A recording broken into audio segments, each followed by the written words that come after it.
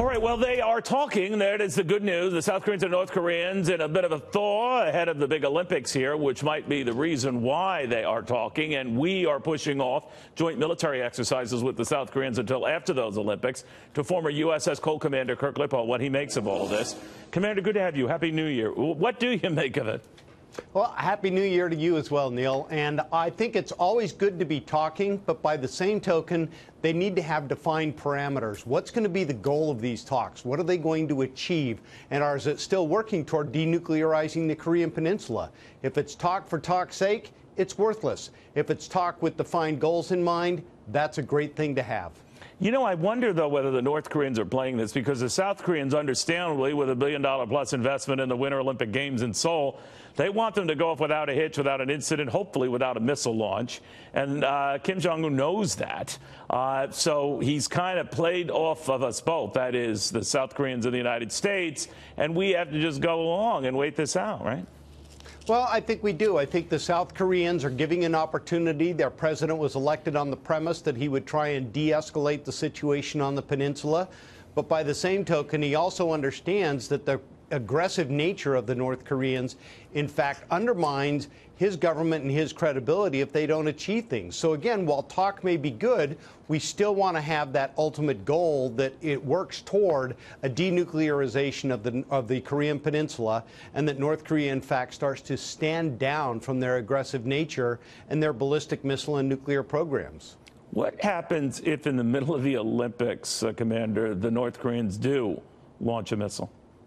I think we take a look at it, Neil, and look at the circumstances and what's going on.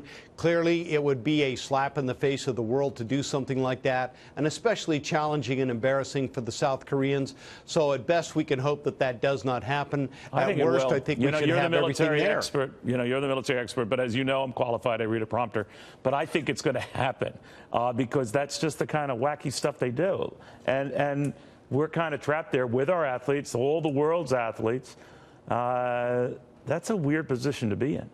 Well, Kim Jong-un certainly does like to do a little bit of controversy himself, and that would definitely be an aggressive nature that would clearly define what the problem is on the peninsula for the world.